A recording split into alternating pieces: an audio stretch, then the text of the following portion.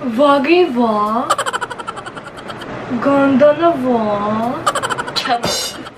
Hey guys! Welcome back to my channel. So for today's video, it is going to be another makeup tutorial. Pero this time, para to sa mga tao dyan or mga estudyante dyan na walang time mag-ayos sa umaga, lalo na yung mga pang-umaga. Gumawa ako ng makeup tutorial na pwede nyong gayahin for less than 5 minutes only. Ayan, ito yung makeup look na nagawa natin and sinabayan ko na din ng ganito klase ng hairstyle. Kasi I know, nung college ako kasi hindi naman ako naliligo araw-araw. Pero normal naman yung sa babae girl. Pero nag-aano ko, nag-hotpot. Defensive! So yun, kung wala din kayong time na maligo and basahin yung hair nyo, pwede nyo tong gayahing hairstyle na to. So if you wanna know kung paano ko nagawa itong makeup look na to for less than 5 minutes, then just keep on watching. Kahit na may nakalagay na 5 minutes makeup tutorial or 5 minutes makeup routine, hindi siya magiging 5 minutes kasi marami akong daldal sa video to, okay? Pero kung gagawin nyo tong mga routine na to sa pang-araw-araw nyo, for sure na magagawa nyo siya for less than 5 minutes. And of course, pwede nyo din siya gawin habang kayo ay bumibiyahe or kung nagko-commute kayo, pwede nyo gawin to sa bus, sa jeep, or kahit saan. So if you wanna know, again, kung paano ko nagawa itong 5-minute makeup look na to, then just keep on watching. Okay guys, so mag-uumpisa ako syempre sa base, hindi tayo magpa-foundation kasi nagmamadali tayo this time. So ang gagamitin ko, kung kayo ay nagmamadali, ang maire-recommend ko na gamitin nyo is BB cream kasi dito, hindi nyo na kailangan na gumamit ng beauty blender or brush, lalo na kapag nagmamadali kayo. So pag BB cream yung ginamit nyo, kahit finger nyo na lang yung ipang-blend nyo, okay na yun. So ang gagamitin natin ngayon is the Clear Smooth All-in-One BB Cream from Maybelline. Shade ko dito is Natural. Kahit ano namang BB cream na meron kayo dyan, yun yung gamitin nyo. Pero kung kaya nyo naman na mabilis yung kilos kapag foundation and kailangan nyo mag-blend-blend, okay lang din naman mag-foundation. Nasa sa inyo yan. Pero mas may-recommend ko na mag-BB cream kayo. I-apply ko lang siya all over my face. Using my fingers, of course. Para mabilis. So, as you can see, di ba, para ka lang nagpa-powder. Kinakamay mo lang yung makeup. And ito palang makeup tutorial na to, guys. Kahit na nasa biyahe ka na, papunta ng school or work, pwede mong gawin kasi hindi siya hassle. So, make sure lang na maibiblend mo or maididistribute mo ng maayos yung mga product para pantay siya. Tignan.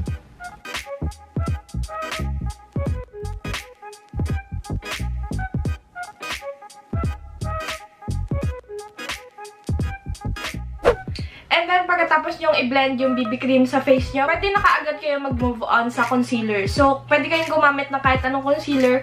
And then, this step pala guys, optional lang to. Kasi, meron naman sa inyo na kahit walang concealer, kahit BB cream lang, okay na yung itsura. So, kung ganun kayo, kung flawless naman yung skin nyo, wag na kayo mag-concealer. Pero, dahil meron ako mga dark circles and may mga pimple marks, magko-concealer ako. Ang gagamitin ko is the Curline Pimple Conceal in the shade Oriental. Ayan siya.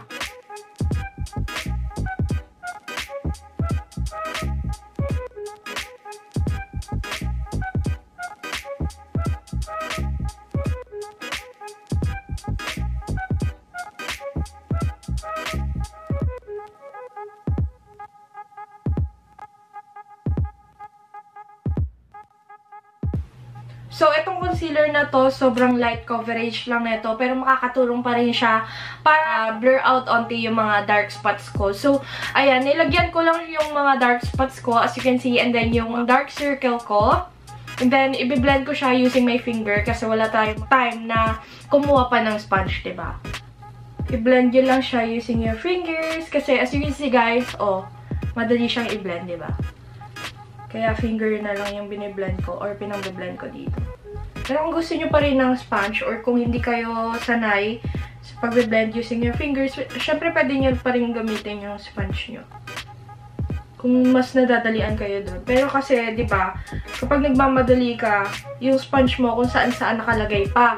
And then, hindi mo pa nalalabahan. Syempre, kailangan mo pang labahan yun bago mo ulit gamitin kasi may mga dumi-dumi pa yun. So, etong mga pinapakita ko sa inyo, ito yung pwede nyo gawin kapag wala na talaga kayong time para maglinis-linis ng mga kung ano-ano, kumuha ng mga brush na kung ano-ano. Ayan, kamay-kamay na lang. Kasi nabiblend naman yan. And then, before natin i-set yung face natin with the powder, gagamit muna ako ng lip and cheek tint to apply sa ating cheeks. Kasi ito na yung magiging blush on natin.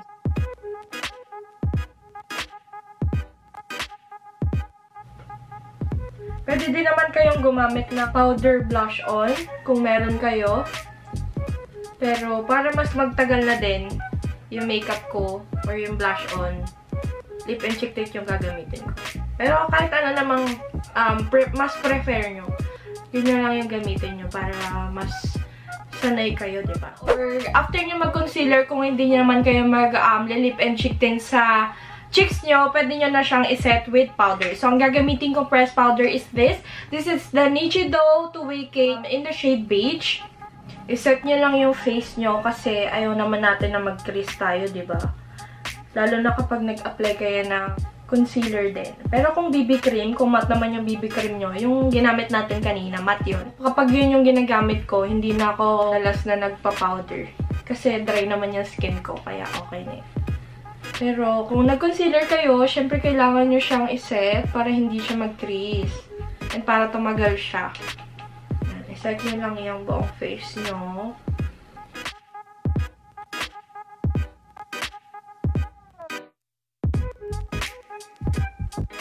Moving on sa ating eyebrows, guys, ang gagamitin ko is the EB Advanced Silky Brow Liner in the shade Chocolate. Ang gagawin ko, kung meron kayong spoolie or kung meron kayong pang-blend na kasama dun sa pencil, product mismo, ikuskus nyo lang siya dun sa may applicator or dun sa may brush. Technique din to, guys, para mas madali. Yan, nakikita nyo ba? Ikuskus nyo lang yung eyebrow product dun sa brush. And then, yun yung gamitin nyo na pang-apply sa eyebrows nyo. So, hindi nyo nakakailanganin na mag-draw-draw pa na eyebrows nyo. Yun na lang yung gawin nyo para i-brush-brush nyo lang siya and then magkakaroon na kayo ng eyebrow. So, as you can see, ayan o, diba?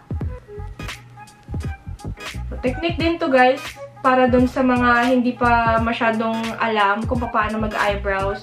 And then, technique din to kapag nagmamadali kayo and nahihirapan pa kayong gamayin yung eyebrows nyo. So, ganito na lang yung gawin nyo. Magka-curl lang ako ng lashes. Siyempre, hindi yan mawawala. Lalo na kapag fresh-fresh yan look yung gusto nyo ma-achieve.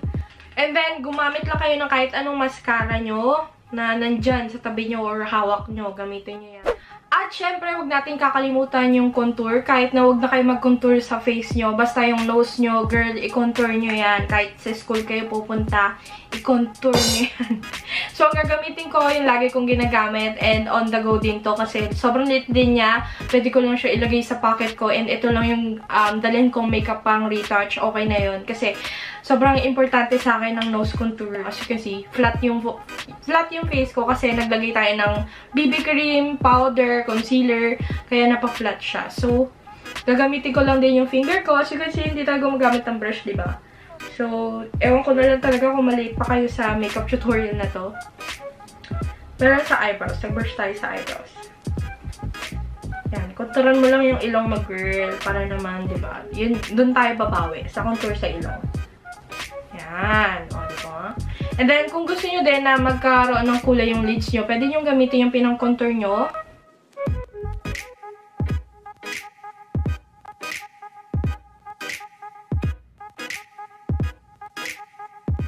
So, i-apply ko lang siya doon sa lower lash line ko para makatulong din siya para magmukha tayong fresh girl. Tignan niyo yung magiging effect niya na. Wait lang. Yan. I-apply nyo lang siya sa lower lash line nyo para mukhang haba-haba yung tulog natin. Mukhang naka-ano tayo. 10 hours na tulog. Ganun.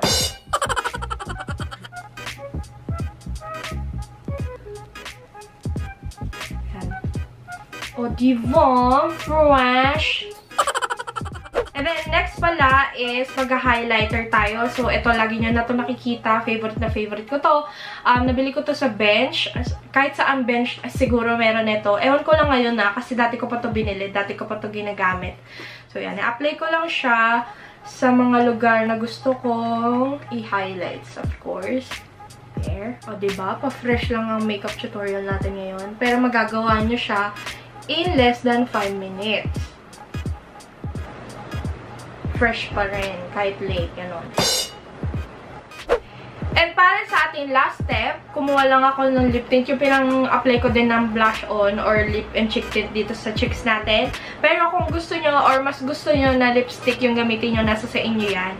Pero dahil nagmamadali tayo and wala tayong time maghanap ng shade, ayan, mag-lip tint na lang tayo. Oh, bongga. Oh, diba? Fresh ka pa ba? Ayan guys, tapos na tayo sa ating makeup tutorial and ipa-finalize ko lang tong look na to and I'll be right back. Bagay ba? Ganda na ba? Charot. So, there you go guys. This is our final look. Sana nagustuhan nyo. So, ayan, pwede nyo gawin to din sa hair nyo kung hindi kayo nakaligo that time kasi nga late kayo and wala kayong time magpatuyo and magbasa ng hair nyo. Ayan, itali nyo lang siyang ganyan. Hindi na kayo mahalatang hindi naligo with this makeup. So, kung nagustuhan nyo itong makeup tutorial na to and kung nakatulong, don't forget to like, comment, and subscribe to my channel. And if you wanna be part of my #WeirdIsFun dito sa YouTube, don't forget to subscribe and click the bell button beside para ma-notify ka every time nag-upload ako ng bagong video. So kung meron kayong questions, requests, and suggestions, just leave a comment down below. Thank you guys for watching and I'll see you on my next one.